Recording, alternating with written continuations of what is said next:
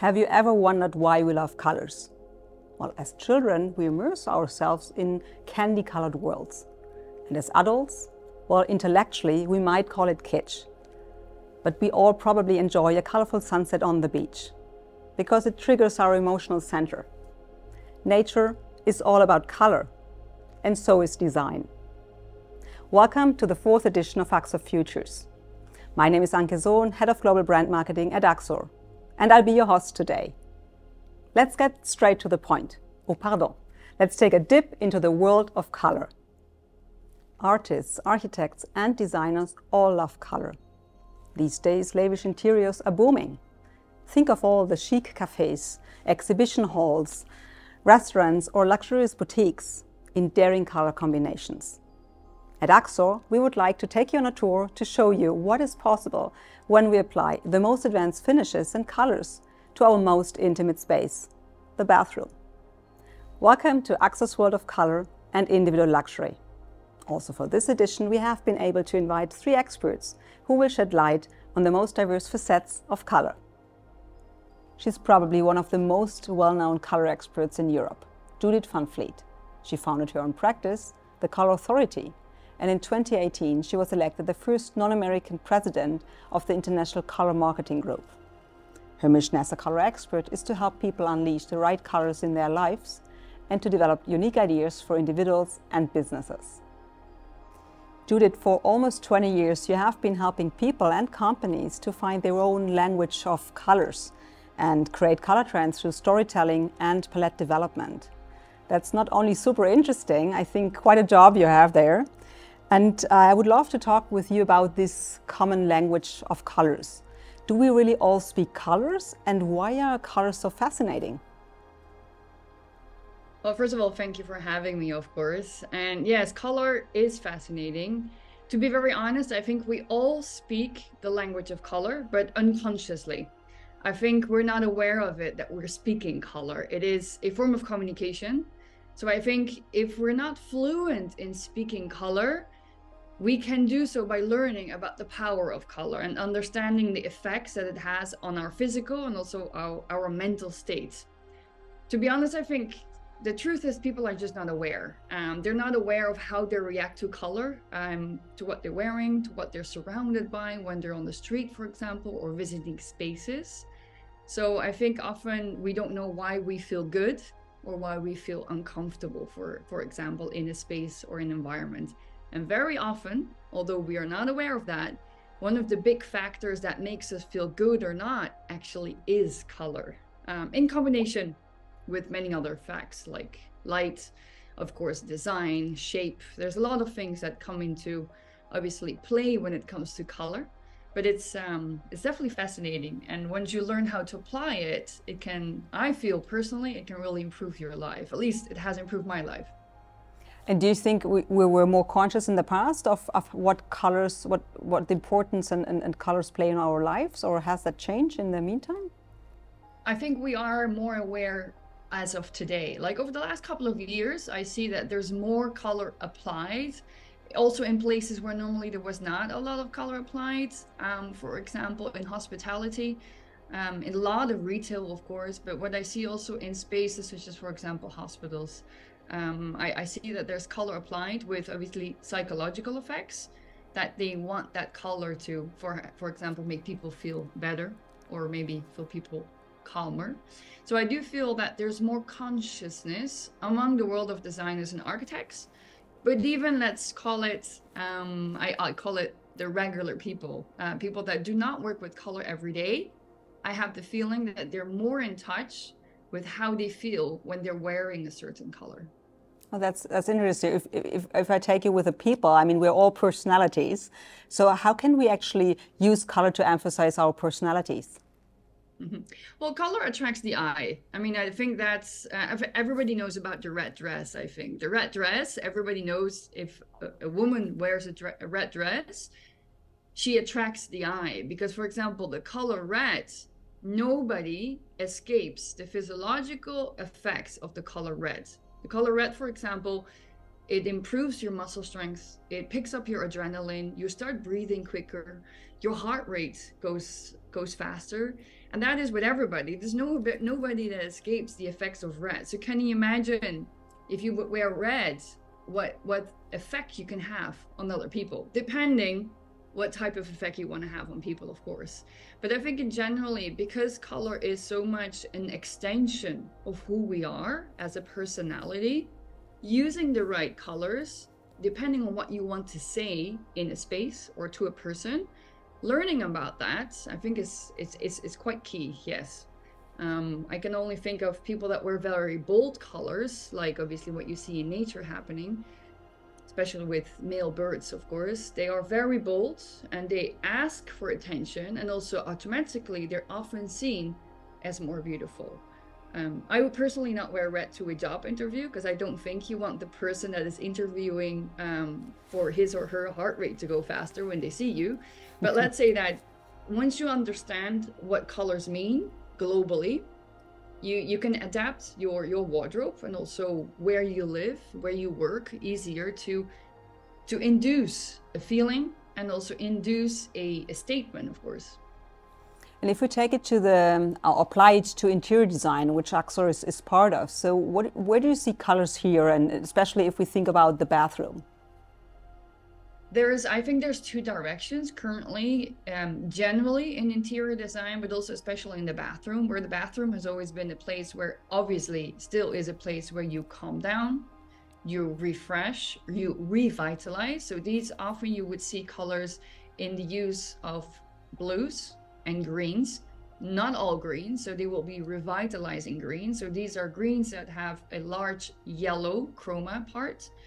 And what we see right now is that where for a long time bathrooms have been very, let's call them minimalistic, so a lot of whites, a lot of black, a lot of grays, a lot of neutrals, you see more pops of color as accents. So that is, I think, an interesting take. So perhaps the space is still relaxing and calming, but then you have these moments or these accents of color that activate you, like very bright yellows in the morning, they activate you. So I think it's interesting to see, for example, more yellow being used in bathrooms.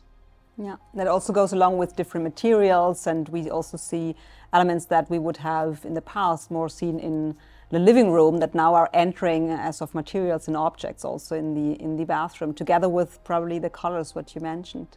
Perhaps cycling back to what you mentioned earlier with hospitals, I find that super interesting, which normally, I remember when I went to the hospital, it was all white and clean and yeah, probably not a very friendly and welcoming place. So could you expand on this, or perhaps there are even studies to show that?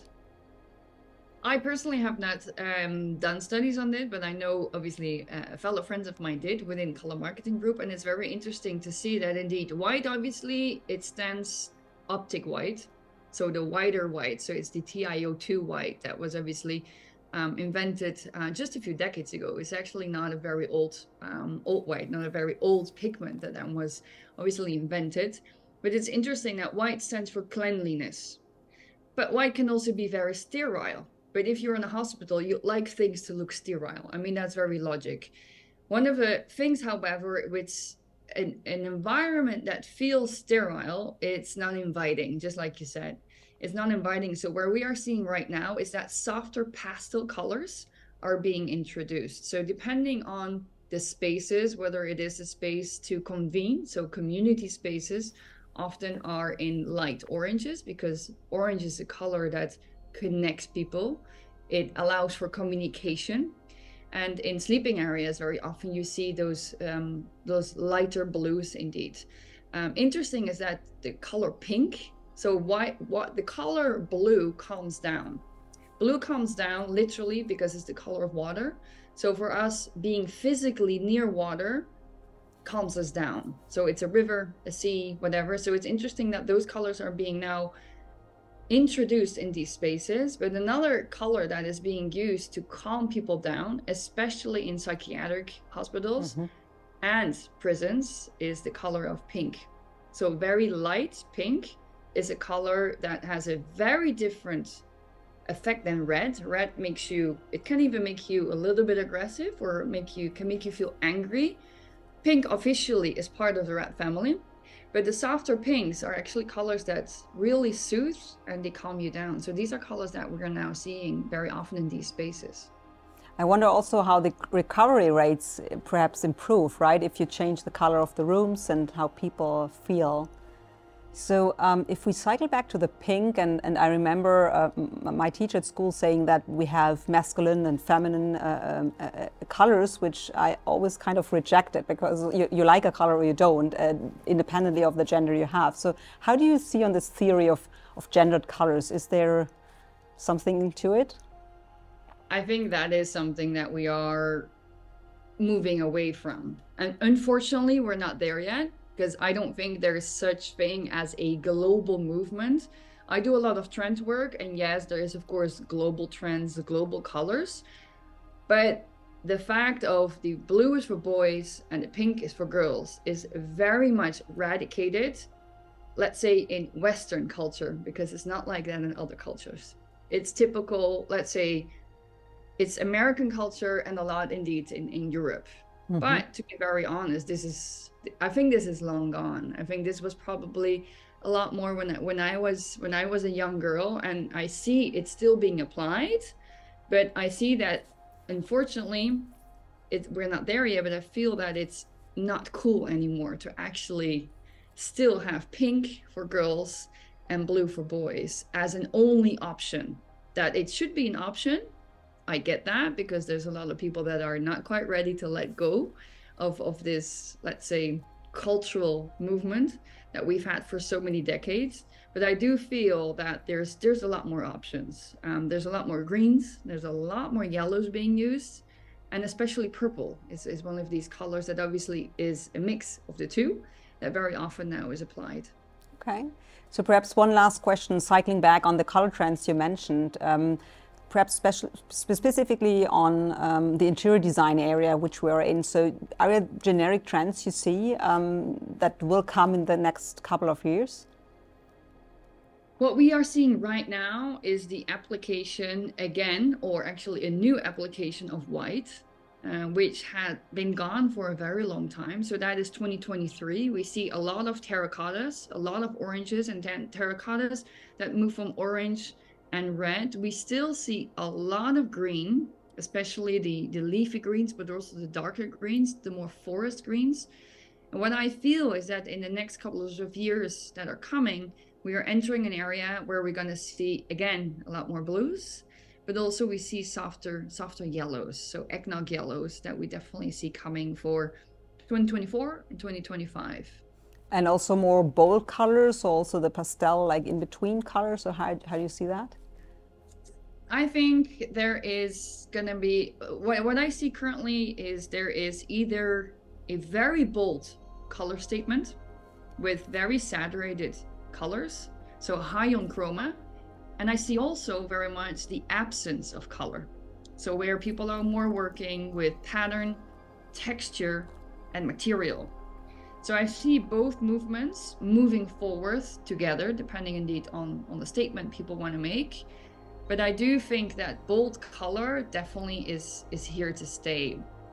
Then there's another movement, which is a movement that is called a little bit the beige movement, which is really pushed on by the Generation Z.